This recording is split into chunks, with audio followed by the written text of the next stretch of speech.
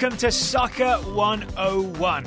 My name is Daryl Grove, and sitting across the table from me, it's a man who's always a promotion candidate, never relegation fodder. His name is Taylor Rockwell. Hello. Hello. I appreciate that. I have never been relegated. We play in a league system that does have pro rel. I think thus far I've never been relegated. Are you sure? Because our team went one division down just this past season. Did we? And yeah, then maybe I have. Maybe I just zoned it out. But see, there we go, right there. It wasn't that painful. It didn't even stick in my memory. So you don't even have to deal with the pain of relegation if you get relegated. Don't even worry about it, American teams.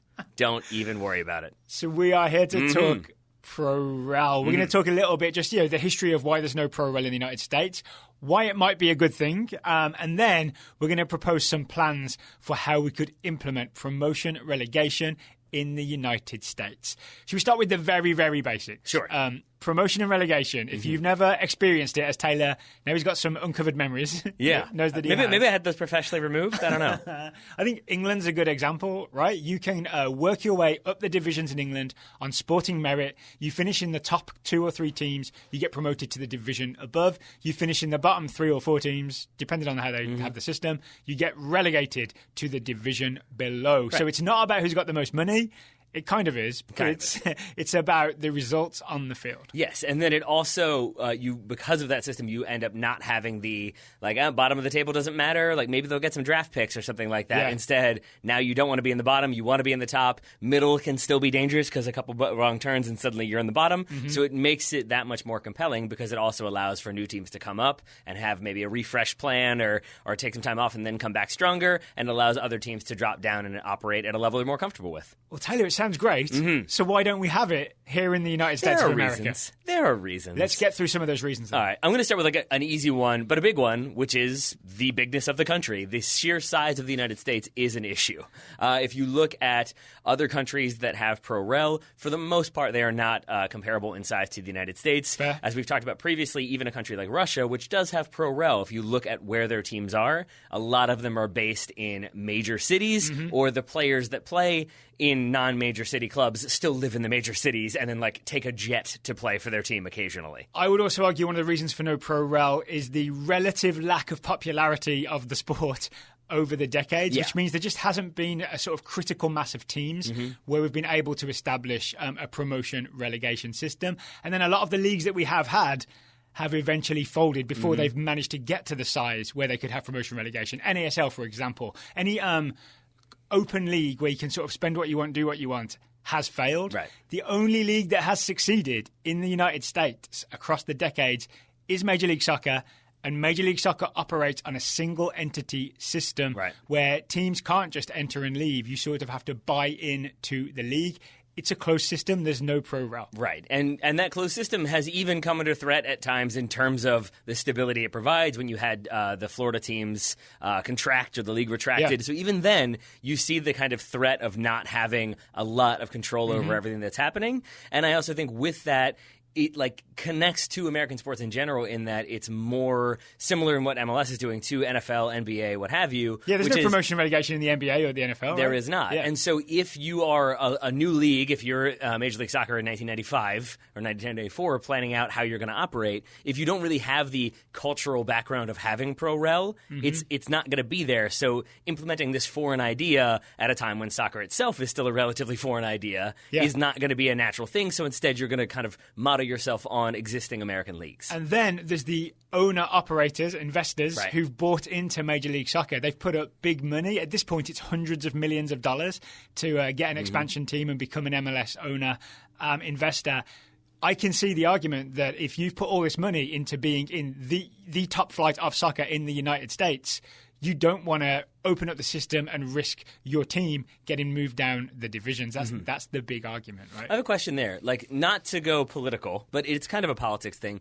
Do you feel like that is an element of, or that relates to the idea of I was here, I had to put in the money, I had to put in this work, other people shouldn't benefit from that? I should be the one to continuously benefit because I spent that money, I paid that expansion fee? You could argue there's a reflection of that in American politics, and that's as far as I'm willing to go. But any more reasons why we haven't had pro-rel in the United States before we move on to the benefits of pro rel. Sure. Yeah, I think maybe like what I was just talking about connects, but I do think there is a lack of cooperation in U.S. soccer in the sense that I think like we saw this with DA academies versus non-development academy teams, and we've seen this between different leagues with NASL, MLS, USL. You don't have a lot of cooperation. Wars, especially NASL, USL, and NASL originally coming after Major League Soccer, right? And then failing. You don't have cooperation, and if you don't, and like you instead you have people wanting to be in charge, wanting to get the credit. We've had that here in Richmond when clubs would merge, and then other directors would be like, "No, I want to be in charge. I don't want to forfeit my 100% control to only have 30% control." So it would require more cooperation than has traditionally existed in the United States of America in our soccer landscape. Strangely, it either requires more cooperation or a dictator. Like that's really it's either everybody working together or one person saying this is how it's going to be and that's how it's going to be. Okay. So if we were to somehow get some sort of promotion and relegation system, and we're gonna lay out our plans or our ideas at least later on, what would be the benefits to soccer in America? I think to start with, you're going to have more clubs because instead of it being what we have now where you've got a lot of different leagues of varying sizes and historicalness in terms of how long longevity would be the better way to put that one.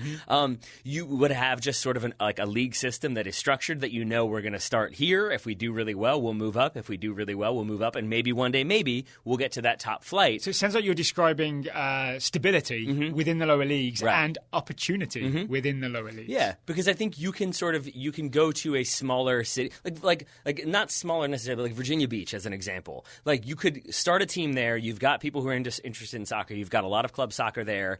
And you could sort of say, like, look, we can get more people on board because there's a possibility that down the road we're going to keep moving up. Yep. Even if we don't get to the top tier, we're still going to be higher up where we play different opposition. Whereas right now it sort of is like, well, we're going to start a team. We're going to be semi-pro because that's the easiest way to get into it. We'll probably stay in that division. Maybe we move up, but probably not. Or and if we do move up, it requires massive investment and expenditure in order to physically move up and pay the expansion fee or entry fee. But no, you could. There's a motivation for someone to put investment into a team that either previously didn't exist or is very small. You could invest in a lower league team and develop the on-field play, and then on merit, on sporting merit, you could move up and become a top division team, right? So if you're a relatively wealthy individual with an interest in soccer, you could say, I'm going to pour money into this team, I'm going to make it good, and you could, you birth a new team essentially. You birth a new big team. Exactly. And more teams means more soccer, means more opportunities for people to play and watch, which means more players, which means fewer players slip through the cracks. This would be good. I would argue this would be good for the U.S. men's national team. Absolutely, because right now, the way it works, generally speaking, is that if you want to play for the U.S. national team, if you want to make it onto an MLS team or an MLS academy, you're playing in the development academy or you're playing for that team's development academy. There's only so many spots, right? Right, and so then people get kicked out, when 12, 13, 14-year-olds, if you get kicked out of that academy or you're no longer moving up, maybe you lose interest in the sport. But having more teams and the possibility that those teams could then move up themselves means they need a pipeline of young players coming through, which means many, many, many more clubs now need that pipeline of young players coming through. So you have more players staying with their clubs and moving up. Maybe some of them move to the larger MLS academies and things like that, but I think it no longer becomes a necessity that you play for one of those. And there's definitely a thing of lower league players don't get the opportunity to play at the top level in the United States because no one's willing to take a gamble on them. But there's a history, in England at least, of players playing in the second tier who no one would have signed. Their club gets promoted to the second tier and suddenly they thrive in that top division. Yeah. You know what I mean? So no one would have taken a chance on them except that they get there themselves through club performance. I think we would find a lot of players that we didn't otherwise find. Am I incorrect? I may well be. This is the first one that came to mind was Andy Robertson. He comes up with Hull City, right? And then Hull City get relegated. They're obviously no longer in the Premier League, but that to me is an example of a player who maybe rises to prominence a little bit more, gets signed by Liverpool for $10 million, and is now where he is. Via Scotland, but yes. That's fine with me. Hey, yes. Scotland counts, Mr. Englishman. There's also this aspect. There's definitely a thing of Hispanic players not having enough opportunities in the United States. It's very easy with a pro-rel system for someone to form a majority Hispanic club and see how that team rises up the ranks. Yeah. I mean, so think of it that way. You could solve the sort of what I'm going to call the accidental racism problem that seems to exist, or maybe there's no such thing as accidental racism. It's probably a whole other podcast. But we've touched on American politics and racism in society. But it would be a way around that sort of bias that happens, where you could just have a team and be like, "Hey, here's a bunch of Hispanic players who no one would take a chance on, no one would give a chance to. We're going to rise up the leagues and make a name for ourselves." Yeah. So now we've got more players from a variety of backgrounds. We're going to fix America with Pro Rel. There we go. Playing in more clubs and more leagues. I think it all makes sense, and with that comes a bit more of the dream, of the American dream, of work really, really hard, do well, you rise up. I don't know how much I believe in that one anymore, but in terms of soccer, I definitely do. But it would be the embodiment of the American dream. What if we rebranded Pro Rel as the American dream system? I would flip that around and say, what if you rebrand the American dream as Pro Rel? Because sometimes you go up and sometimes you go down. That's a bit more realistic in my mind. But it is the case that, like, we have the Richmond Kickers here, and I think you and I are pretty invested in the team. We're certainly not. We're not as invested as the people out there, like setting off smoke bombs and all that goodness. But I think if there was that possibility, even a tiny, tiny, tiny possibility of the Kickers moving up and moving up and moving up, I think it takes on that much more agency. You're that much more invested because there's that possibility, and there's that idea that if we all get behind them, if we're all pushing maybe that little bit of extra money, that little bit of momentum, that little bit of atmosphere, it helps them play that much better, and that helps them move up. So there's also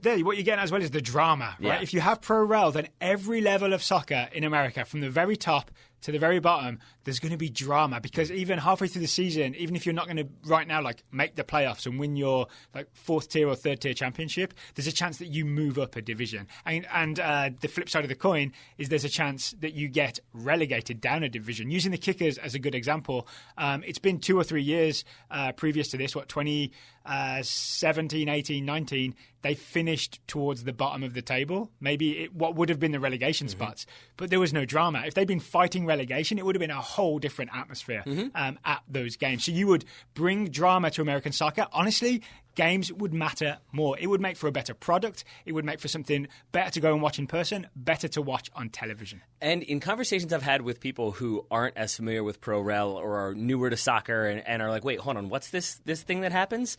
Weirdly, relegation seems to be the one that a lot of people are more interested in than the promotion aspect, because I think so often in American sports you have tanking and you have deliberate losses in order to get better draft picks and to be able to offload contracts, and then you just have teams that are really bad and consistently bad and ownership groups that don't spend the money because they don't have to really improve their teams. So the idea of now you're punished for that and now you're getting kicked down a league where you've got to like really come to terms with maybe I don't want to operate this team anymore, or maybe I have to spend some more, otherwise we're going to keep dropping down. The idea of it forcing owners to act is a very appealing thing. Yes, especially look at the top level. You couldn't have a Colorado Rapids situation where maybe they're not putting that much money into the team. Yeah, right? Exactly. Because you would get relegated, and then the team that you've got, the value would drop because you drop down the divisions. It would be a motivation for all owners to make their teams better. There we are. Speaking of value as well, and the monetary aspect of things, like you're a believer in the idea that Pro Rel helps with player movement as well, correct? I think, or at least I strongly believe that the current closed system of MLS and the roster rules and the salary cap and all that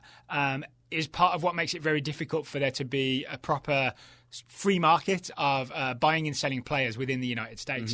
You just very rarely that an MLS team will pay a transfer fee like they do in the rest of the world to a lower league team, say a USL team, to buy one of their players. And that really, once that market could be opened up, that would be a way of funding those lower division teams. It would encourage teams to produce young players that are move up within the United States soccer structure as money moves down, and everyone gets more investment that way. I think if everybody was within a pyramid promotion relegation structure, instead of like one league being closed off at the top, you get a lot more of a free market. You get a sort of trickle-down economy of player buying and selling. Yeah, because even though you like right now you still have MLS as your like Division 1 sanctioned league, you have USL as your Division 2 sanctioned league. So 1 and 2, it should be the case, but it's not. That division is hard and firm, and I think with that, MLS teams look and think like, well, our development academy team or our second team is playing in that division or that league. So how good can that team really be? How good is that player really? Whereas I think if it's now you've got 2 divisions, but they're actually connected in terms of 3 teams or however many teams at the end of the season are going up,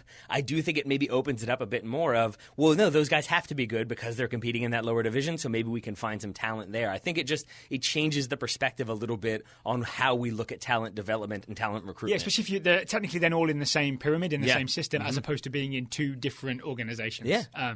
Okay, before we get into our plans, any other perceived benefits to No, ProRel? now I'm ready to talk our plans because I'm excited. You want to make it happen? Because ProRel is a really exciting concept. It's a really exciting possibility, albeit a very small possibility. It's one I think you and I would both like to see. Of course. But it's one that we recognize there are many, many obstacles and a lot of things that will probably prevent it happening from a very long time. But that doesn't mean we don't want it to happen. Yeah. So I'm excited to look at some possibilities for how it could happen. One thing I'd say is just complaining really hard on Twitter and calling Don Garber names. That's not going to make it happen. Are you sure? It seems like we're making a lot of progress with that one. What about renting electronic billboards outside of conferences and conventions? We've seen that as well. I don't think that changed any minds. Let me ask you this: do you think that hurts actually? Because I do a think little bit. Yeah, I don't think it hurts in a way that it will stop ProRel happening. Yeah, I think they're just bigger forces at work. But I don't think it helps the cause because it makes people reticent to talk about it because you don't want to be seen as one of those people. Right. As soon as ProRel comes up, there are the jokes of like, "Oh, are you going to put your tin hats on to do that one?" And like you were it shouldn't be something that is associated with crazy people. Yeah, you know what I'm saying? But like weren't you tweeting the other day and you referred to it as like uppy downy because you didn't really want to get into ProRel? Yeah, I wanted to have a conversation that included ProRel, but I didn't want to attract a crowd of people who were conspiratorial thinking. And it would be a lot of insults about Major League Soccer. Soccer. Yeah.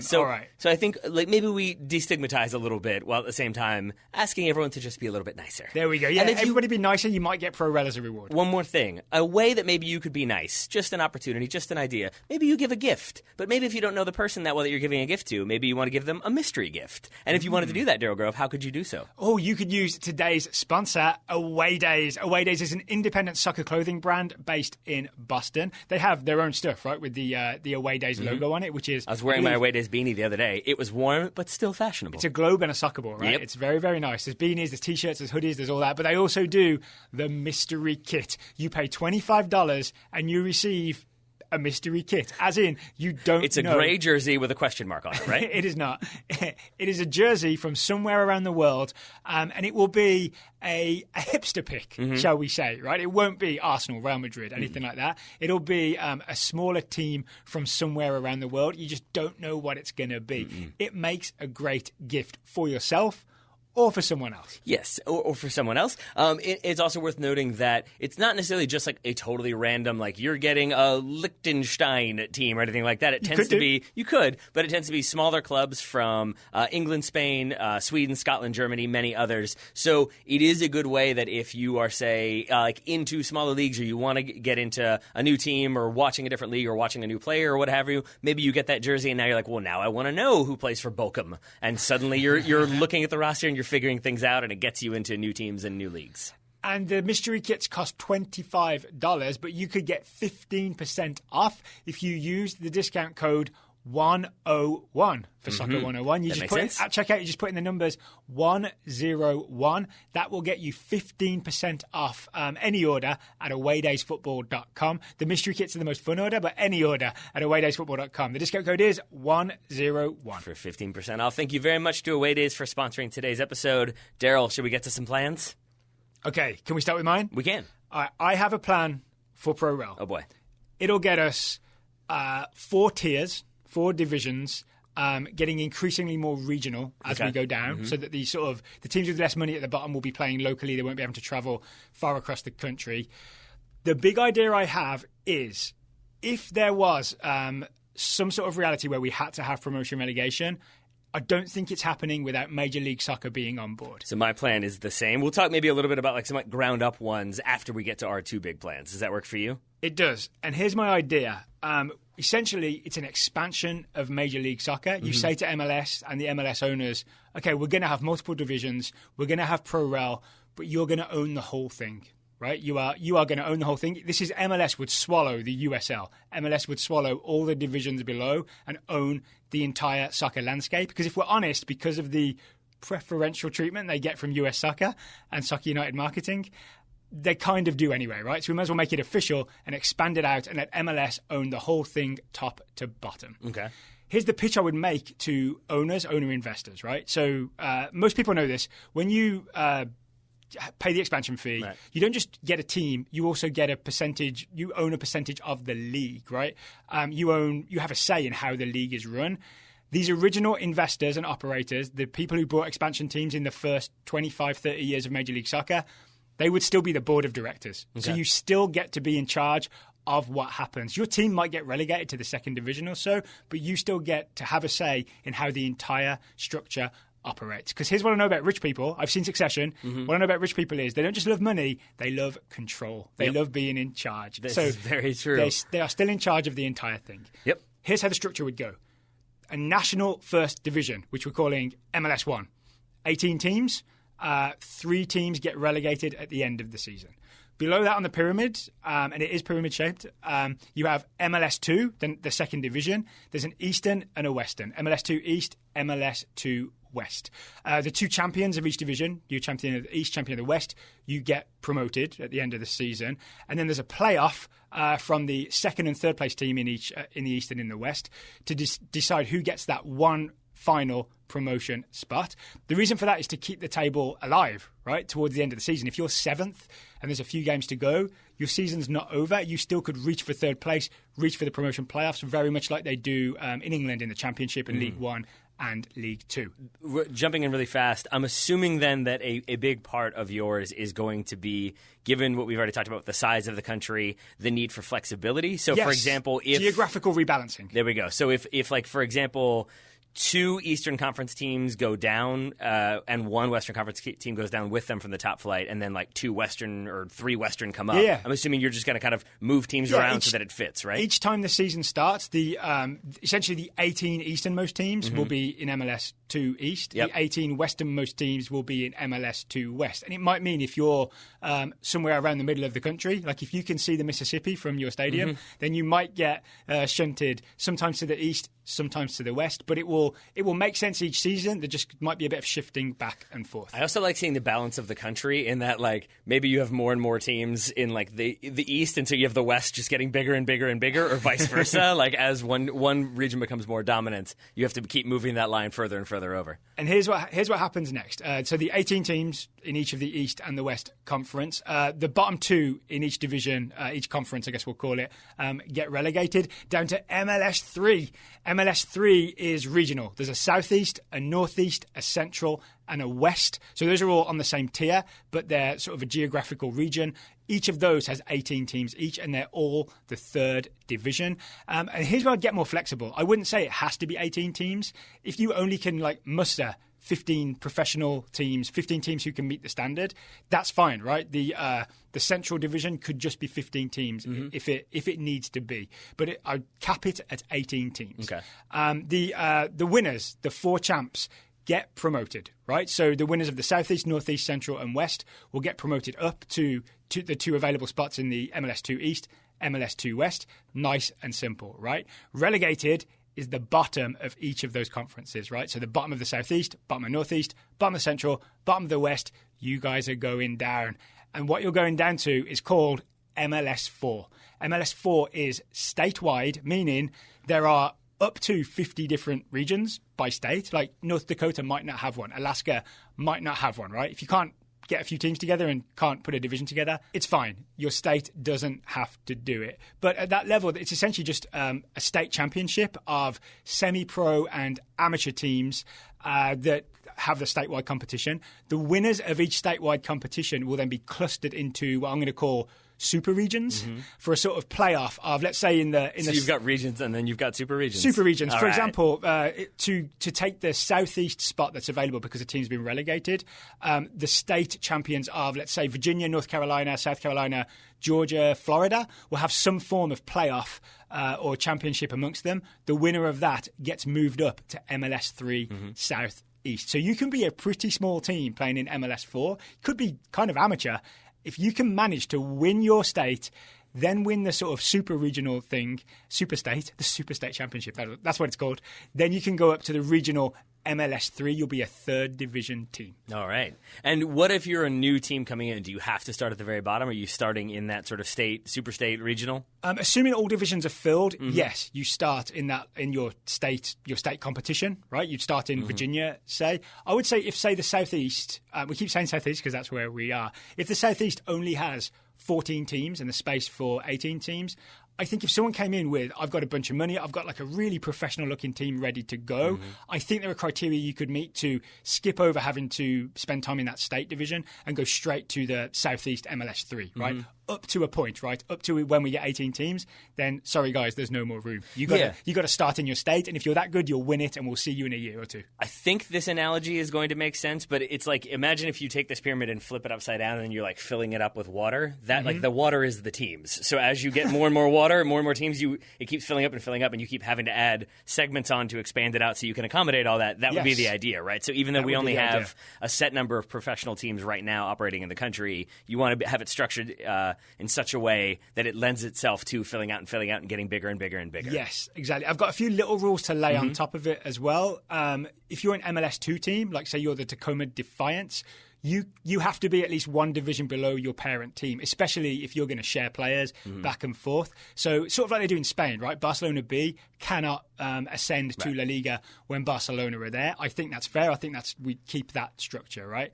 I would also copy a little bit from Germany. If you're in the top two divisions, so MLS 1 or MLS 2 East and West, you have to have a development academy. So there will be some criteria you have to meet if you're going to be promoted. Right, so you could finish top of MLS 3, theoretically get promoted. If you don't have an academy set up, someone else gets promoted instead. I like that because in my mind, it's just a natural extension that, we want to be able to be profitable. And a big part of that is like bringing through academy players who we don't have to pay transfer fees or whatever big salaries to.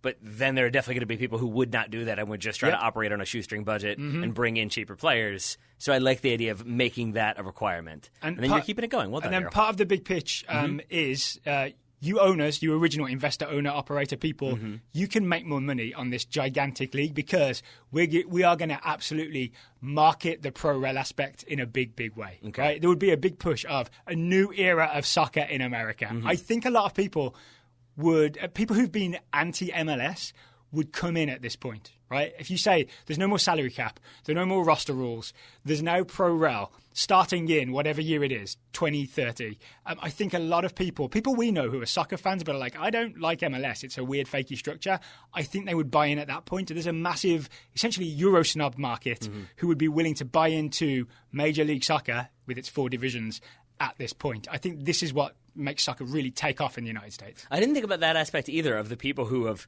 kind of rooted against Major League Soccer for being closed, for not having pro-rel, for being American and not like modeled in the European system. So you would probably get some spiteful people investing in teams because they want to knock off MLS opposition and put them further and further down that table. I like that. I like that as well. Claim some factors in. Yeah, claim some 90s scalps. My one big question, which may be slightly challenging, so I apologize in advance. When you say MLS would swallow everything, like, do you mean that they're now going to control, like, that board controls from top to bottom? And I guess I'm assuming that's the case, which then begs the question, like, so what happens to teams that have paid their expansion fees to get into USL? MLS now owns USL. Okay. MLS now owns USL. And I would imagine if you're a USL team, this is a preferable situation, right? Because you have a shot at going to the very top. So I think the most recent expansion fee for USL was $10 million, right? You compare that to, you could play at the same level as someone who's paid $225 million. It's a great deal for a USL owner. So this is MLS swallowing USL and taking in all their teams. I actually think that is a very good point on why you could make it persuasive to MLS owners right now, because there's always that argument of like, yeah, but if they've paid $250 million to be guaranteed MLS, and then if you're the owner of FC Cincinnati and you don't put it together and you get knocked down, what was the point of paying that? But if you're now giving them basically an ownership stake in every level of U.S. soccer, like, you sort of are sacrificing being in the top tier potentially for having like an ownership stake in every single level in a way that you do not currently have, and it probably gives you a lot more long-term stability. There's a lot more commercial rights you can sell as well, because you can sell them to all these teams. I honestly think the product would be, just like the Euro snobs would buy in, I think TV companies, if you're saying this is the beginning of a new era, there are all these teams, I think this is where the TV contract will get much, much bigger. All right. Yeah. Okay. All right. I'm in on that one. Any other little points you wanted to get to? No, I'm going to quit while I'm ahead, I think.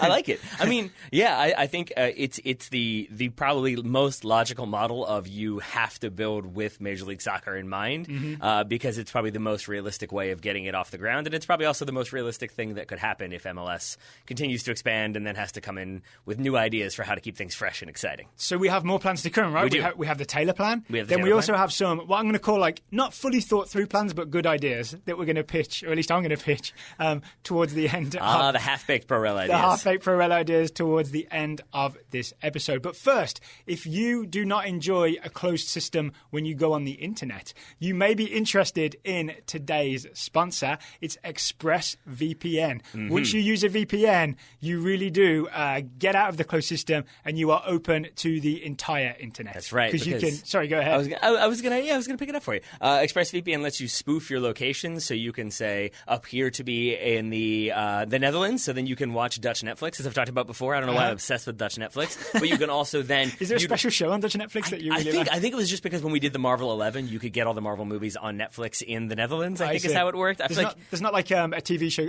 a dramedy called The Windmill that you're really into. Cloggers and the cloggers who love them. The Great Dutch Clog-Off. I would watch that show. I would watch that show hard. Just people making clogs. Yes. And then the judges wear them. I probably would watch a series of documentaries about the the dike system and how they went about reclaiming land. Yes. That might be sort of relevant for today. Now we've got politics, we've got society, and we've got rising ocean levels. Yeah, Perfect. The trifecta. But if you wanted to watch maybe a less bleak thing and more, say, match of the day, or like you could do that. You can make it look as though you are living in England, and then you can watch things that are in England. Yes, you can on the BBC iPlayer, for example. Yeah, you could watch Match of the Day every Saturday. I do that, and I do use ExpressVPN to do that. Feels like I'm at home, looking at Gary Lineker's smiley face. And then if you don't live in the United States, and in 2031, when Daryl's league is online and suddenly Pro-Rel is really, really fascinating, you could use a VPN to appear to be in the United States, and then you can watch it that way. So it works both ways. That's all I'm saying. It also protects your data. That's true. Really, the original point of virtual private networks, VPN, was not to watch television from other countries. That's just one of the happy benefits. Right? It wasn't to theoretically come up with weird Dutch TV shows? It wasn't. That wasn't their original idea. Yeah, it's a happy coincidence. The original idea was to encrypt your data and keep you safe from hackers online. So you can do that as well. So protect your online activity today and possibly get access to the cloggers. Find out how you can get 3 months free at expressvpn.com/soccer. That's expressvpn.com/soccer for 3 months free with a 1-year package. Visit expressvpn.com/soccer to learn more. Thank you very much to ExpressVPN for sponsoring today's episode. I want to move on to my plan, but first I want to say that the beauty of Pro-Rel is you can then found teams whenever you want to, put a little bit of money behind them, and I want the New Amsterdam Cloggers. I need that to be a team. That'd be a New York team, right? Yeah. The New Amsterdam Cloggers. Yeah. They can participate in my Pro-Rel system if they so choose. I found myself very preoccupied with how big the country is and how and how you make it so that teams can remain profitable and exist rather than having to travel all over the place. So I went for the Brazilian model of the national championship and the state championship. Brazil? What could we learn about soccer from Brazil? Well, what have they ever achieved in the sport of soccer? Very little, I think. They've won have they won a World Cup yet? I forget. They're working on it. Okay, I think they're working on it. I actually think, before we hear your plan, I would say Brazil's a really good model, because aren't they similarly geographically massive? Yes, they are, but then they're also similarly, they have a lot of teams in certain areas of the country that lend themselves to those two teams all playing each other, but then still having them all play each other at national level as well. All right, so your plan is modeled on the Brazil plan. It certainly is. I'm into it. And there's two little things that we need to be clear on here. The number two is going to be important because we've got 2 seasons, essentially. We're going to have the Apertura and Clausura, similar to what Brazil has. Where we're going to have the opening and the closing? You got it. You've got a fall season, which will be the opening, and then you've got the spring-winter season, which will be the closing one. Okay. So 2 seasons there to go with the 2 seasons. Tough one to get around. We have 2 pyramids. Double so pyramids. Just keep that in mind. It's a double pyramid system. Double pyramids. Okay. So we're going to start with the National League. All right? Okay. So basically the National League is going to be the one that runs from August to December. And it is, for lack of a better way of explaining it, very similar to what Daryl just described with his National Pyramid. Okay. You're going to have the National First Division, which is 18 teams. That's the top flight. You're going to have the National Second Division, which is also 18 teams. That's the second top flight. Those are both nationwide.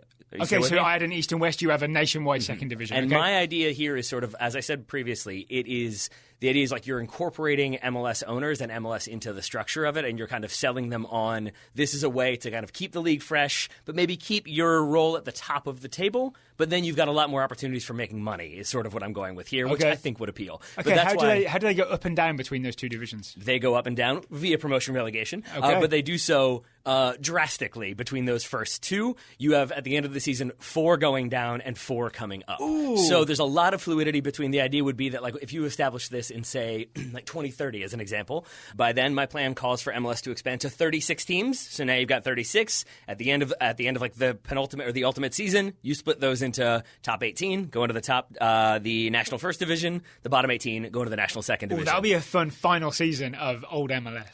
I envision drama. And there. That's a whole year of marketing for the new thing, right? Right. So next season it's coming. Next season it's coming. But then the idea is that finish in the top 18.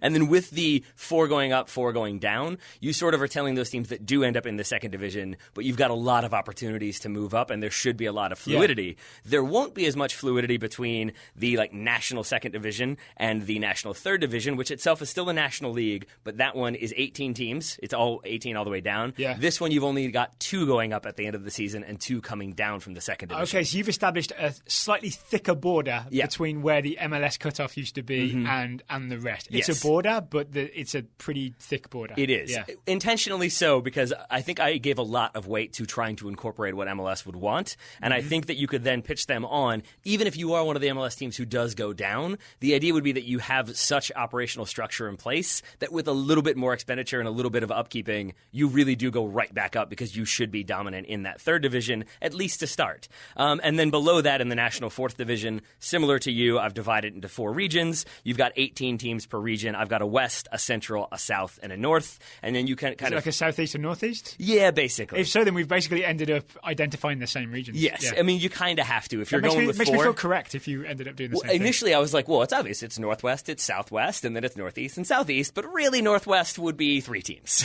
That wouldn't work out so well. And then you can kind of continue the pyramid down at the national level as you have it. The key difference, I think, for me is that, let's go back to the National First Division for a moment. As I said, 18 teams there. You're playing 17 games between August and December. So you're playing everybody just once. That basically then you're relying on the random draw of the schedule, that you're hoping you get the cold weather team at home so you don't have to go play in the freezing cold. You're hoping that you get maybe an easier team on the road, but it really requires the ruthlessness of you've got to win now, you've got to win every game. I mean, it could be a bit of, I don't want to meddle with your plan, but it could be a bit of planning where, for example, as we get into the winter months, maybe those teams are on the road. Yeah, that's also a possibility. You could do that if you wanted to, if you want to, or, put on a long sleeve shirt and get out there. They could just travel the country saying winter is coming. Yes. So when they arrive in California, everyone will be like, I don't see it.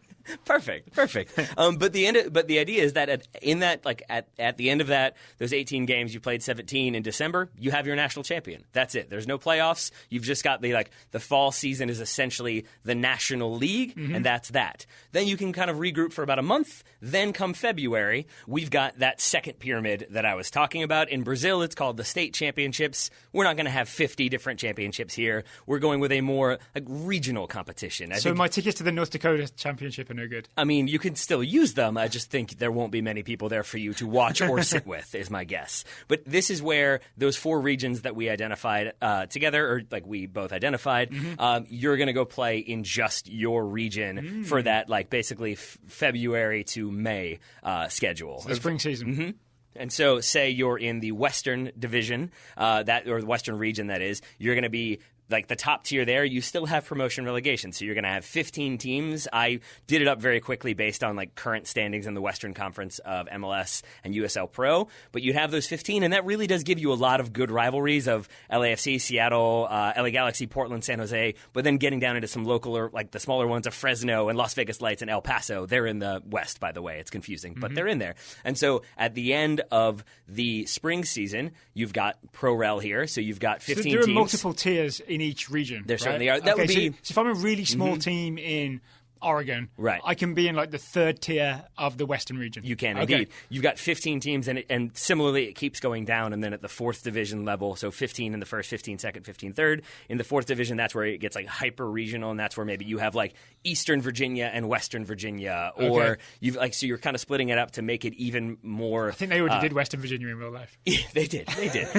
Western West Virginia. But yeah, basically that makes it so that you can be a very small team operating on a smaller budget. it, and then you can like continue to play in that league the next season.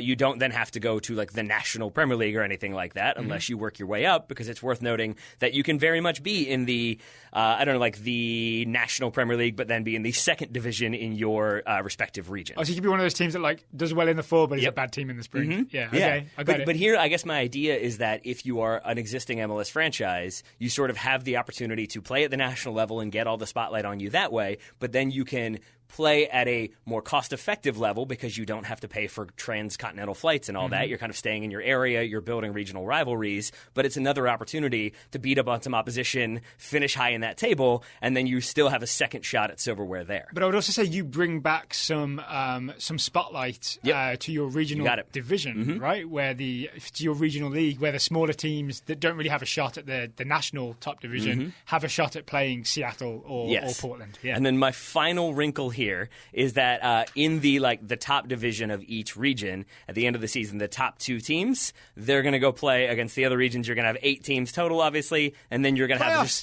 you got playoffs. So this system allows you to have just the regular single table model, and then you still have playoffs at the end, and you've got the spring champion, basically, is the regional team that wins their home and away knockout rounds, gets to the final at a predetermined location. So now you've got like the kind of Super Bowl model, 2 teams playing there. That's your like spring state champion, and then you still have the National League to follow the next season. So in my head, with these 2 pyramids, the fall season is the one that would be the more coveted to win. Yeah, I think so. Right? Because it's like over the course of a regular season, and it's like national from the very beginning. Yeah. Where even though you can be a national champion in the spring, it's got a more regional basis to it, and it's anything can happen in the playoffs kind of thing, right? But you can totally picture a world in which LAFC want to be the national champion, but they also want to run the West. You can picture a world in which Atlanta very much wants to run the South, or New York wants to run the North. So I think there will also still be that the motivation to be the dominant team in your region, but then also, be the dominant team in the nation as well. I like the fostering of regional rivalries, and then you're sort of having your cake and eating it by splitting it into the regional and the national. That's what I was going for, because I like the idea of limiting the travel for smaller teams, but still giving them a shot at bigger teams more consistently than, say, the U.S. Open Cup would allow. Okay. Which we might do away with, by the way. I don't know. It depends on how much it will conflict with things. Well, dear. We can never do away with the U.S. Open Cup. But the only other thing that I really thought would be a strong selling point for MLS owners, if you're trying to convince them, is just that if you have 2 pyramids and 2 competitions, you've got double opportunities for sponsor. So you could have the National League sponsored by Target and your regional league sponsored by Walmart or something like that. Two different TV contracts. 2 different wireless providers, all that good stuff. So many opportunities to make much more money, which I think would appeal to some folks at the top. So Verizon in the spring and T-Mobile in the fall. Yeah, of course. I don't know if you could do like jersey sponsor switches, but who knows? Maybe you could do that too. I mean, if you can sell it, you can do it, right? I think so. I think if you sell it, you can do it. Yeah. Okay. I have no cross-examination. All right. Questions. I'm excited for any form of pro rel in these United States. I started to get slightly bogged down in the math of could you make it all fit in a same like time frame of what MLS currently exists in, so you don't have to extend too far. I think I've gotten it just about. Maybe you're going to have some fixture congestion, but I'm good with it. I mean, it's a good problem to have, right? It totally is. We all know what happens in England over the Christmas and New Year period. It gets cold. It does get cold, but also there's a lot of fixture congestion. Santa comes? Yeah. He does. He does. Yeah, so I was trying to avoid... We give the players like the holidays to be with their family to get, like their energy back, and then we have the state championships, the regional championships. There we go. There we go. Okay, it's time for our half-baked ideas. All right. Our poorly thought through ideas. I have one that I think you and I have sort of discussed casually off air. The Granola League? Which we called the Granola League. And this is the idea that, both of our ideas essentially involved placating the MLS owners so far, right? What if you were just like, all right, those guys are not going to play ball. They're going to keep doing their own thing. Alexi Lalas on Twitter keeps saying build a better mousetrap. I'm going to take all my granola, all my grassroots energy, and build a better mousetrap of grassroots football teams. Okay. And I'm not going to make the mistake that the NASL did and try and challenge MLS by saying, we're going to sign Raul and we're going to be just as big as you and we're eventually going to overtake you or force you out of business or force a merger. We are going to be the league that is small teams sort of with a strong community aspect, like a Detroit City FC or Bug Eaters or the Kingston Stockade owned by Dennis Crowley, right? Small budget, but big passion. You know what I mean? And an entire national league with structures where there is a national division and then there are lots of little regional divisions. And this Granola League would combine all those teams that are currently in NISA or UPSL or NPSL or probably some other structures that I'm not even aware of that are sort of amateur/semi-pro. Get all of those on the same page, get everybody working together and have a grassroots soccer league. And I think the people who feel like, I don't like what MLS is doing, I really want like a more local feel, this is a league for you. This is your league. Do you feel like, because I still do get caught like hung up on the monetary aspect, do you feel like one solution to that could be like an almost full communism or socialism of like everybody pools their money, like everybody has to give $1 million or something like that, depending on the level you're going to be competing at, and then that all gets redistributed to all the different teams? Like I do think you'd need some sort of financially stabilizing thing so that you don't have Dennis Crowley's Kingston going all the way to Nebraska and having to finance it that way. Well, it's a mix of two things, right? The teams that we just named, so Dennis Crowley's Kingston Stockade and say Jonathan Kalura's Bug Eaters in Nebraska. Those guys are essentially, as I understand it, not making money on those teams, right? No, they're losing not. money, Yeah. but they're not willing to lose like $7 million. Right. I think I've seen the financials that Dennis Crowley puts out. He's willing to lose, like $50,000 a year, right?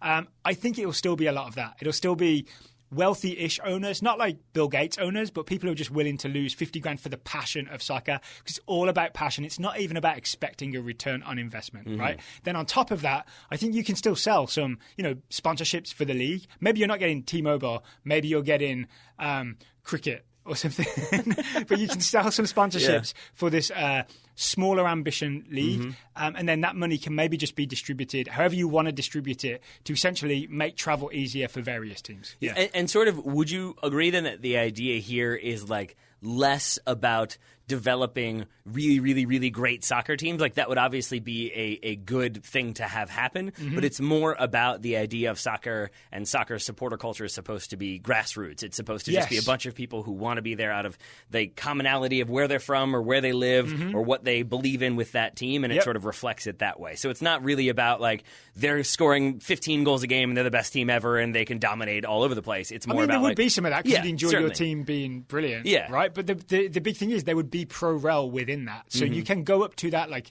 national division, but that national division, you're not playing against teams in 40,000-seater stadiums. Yeah. You're still playing against teams that are maybe getting 6,000 or 7,000 at most. Yeah, you know what I'm saying? I think let me try to explain this better because I think it would help like elucidate what I'm trying to get at. Is that like you look at a team like FC St. Pauli in Germany who have been in the Bundesliga before, but tend to be in the two Bundesliga. I think occasionally drop down to the third division. But you sort of get the impression that the fans, like, they would like to be in the Bundesliga, but it's not that thing of, like, we haven't been in the Bundesliga in 10 years and we're revolting and we want the coach gone. It sort of is like, we would like to be there, but that is not the end-all, be-all of what we are about. Yes, it's because you are emotionally invested in the team, or you might have turned up and painted the stadium. You might have turned up and, like, done some construction work on the stadium. Yeah, it'll be a lot of volunteer fan involvement, and you have a sense of ownership of this team in a way that, honestly, you can't when a billionaire owns your team. Like, Atlanta United fans obviously love Arthur Blank and love that beautiful Mercedes-Benz stadium, but they didn't really, like Obama said, you didn't build that, right? Yeah, no.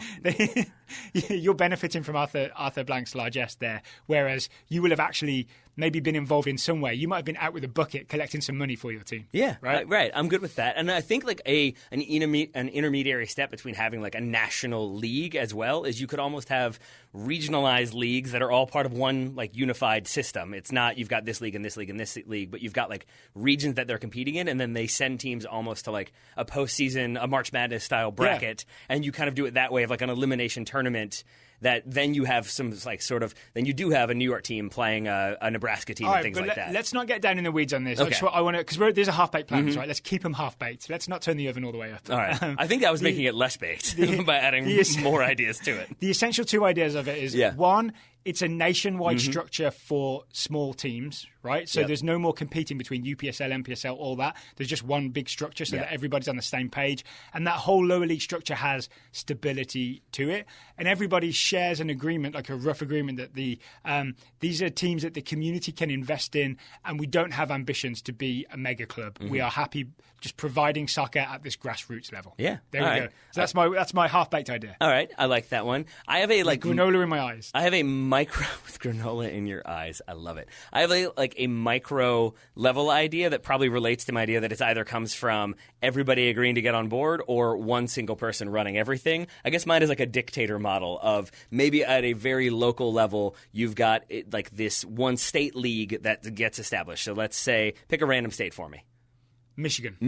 You've got like this one league arises in Michigan. It's smaller teams, but you've got enough teams. Say you've got 30 teams, you make it 15 and 15. Everybody plays at the twice. Lansing's back. Yeah. The Ann Arbor team's still there. Yeah, there you go. Yeah. And it works. You've got it kind of really regimented. There's a lot of rules in place to make it structurally that everything works and no one's overspending, but no one's underspending. And then maybe Wisconsin looks at that and they say, like, actually, we want to kind of be a part of that. And then slowly it expands. That's the model that I could see eventually like taking over, and then you do have the kind challenging MLS? No, but more so like I could see it that way of like if you have one person's vision sort of driving the way it works, I think maybe if you have it regimented and structured enough that you can then kind of seamlessly bring smaller teams in more and more, you could expand it out so then you do have the kind of national pyramid that we've described. You're sort of talking about there are soccer wars between leagues, but there's just one really dominant league that is sort of like the Hannibal of leagues where when they come into contact with another league, they immediately win and pull them in. You're talking about like Hannibal the Carthaginian, not Hannibal Lecter? Yes. Then yes, I'm good with you on that one. Yeah, I mean, it's basically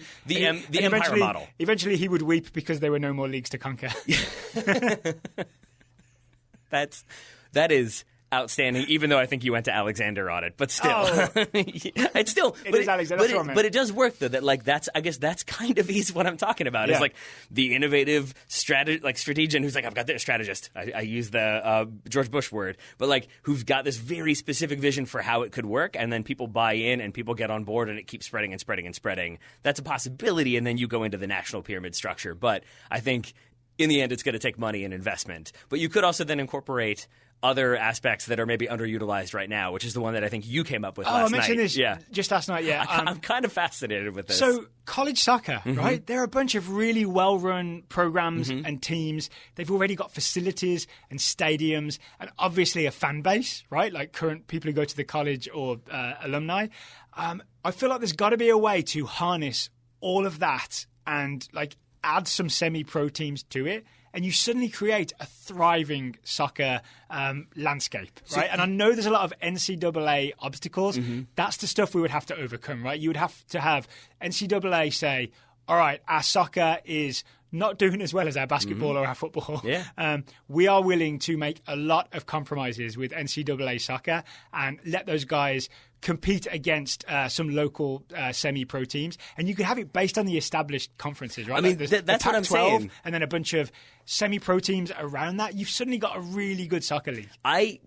When you first suggested this, I was like, what? Like, what is he talking about? And then the one that really made me be like, oh, is you and I are talking about like having regions and dividing it up accordingly, and that's how you could make it. And then it's like, well, that's what they've done. Like, you've got the Pac-12, you've got the Southeastern Conference, like you've got like already those sort of divisions that you could operate within. And then, if you maybe loosen some of the rules, like maybe now everybody gets a scholarship if they play in that league, and that's financed by the semi-pro teams who have some money, then you could make it work. And you've got, again, it's a smaller level, but it builds from there. I'm kind of into it. It does require a lot of regulation changing. And it also means, okay, so the college is still like roughly 18 to 22-year-old, so they've got their own sort of weird restrictions in that way, right? But the experience of playing college soccer, I mean, one, we get full seasons out of it, and two, if you're playing against other pros and semi-pros, it's a much more valuable soccer experience. It's no more that like if you spend 4 years in college, it's kind of almost development years wasted, at least in terms of the global soccer standard. It raises it up at least a little bit, and it gives a lot of semi-pro teams a structure to play within instead of going out of business. So now Lansing Ignite could, instead of the owner looking at it and being like, this isn't really working, he's got games against the University of Michigan. Yeah. Right? I'm into Michigan it. State. I'm into it also because he's taking on the Spartans and the Wolverines.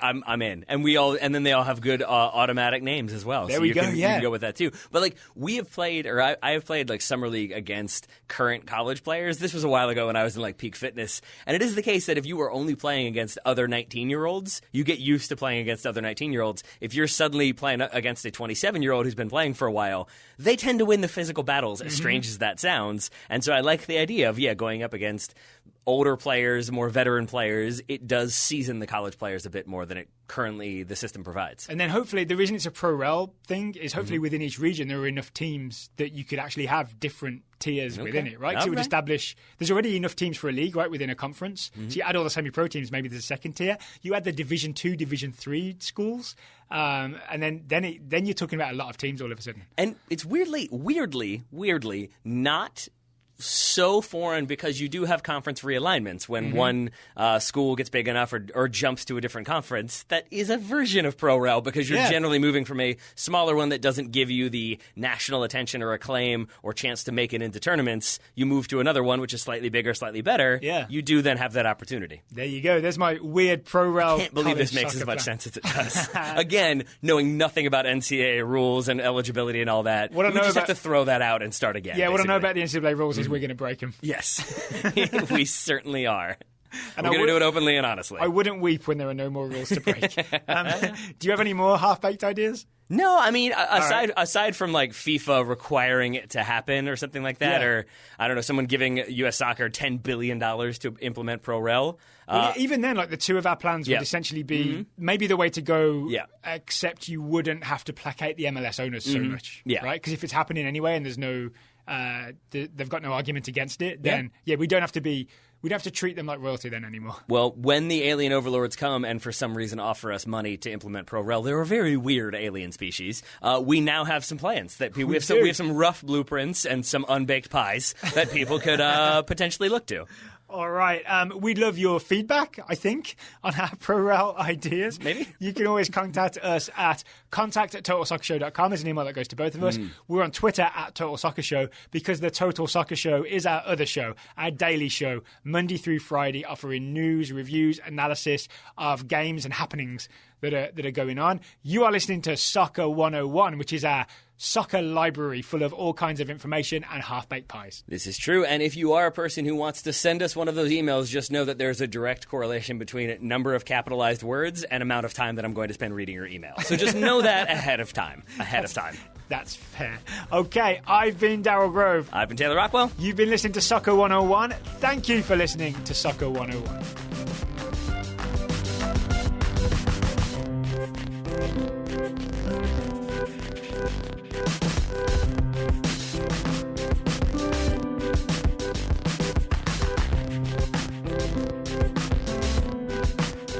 Thank you.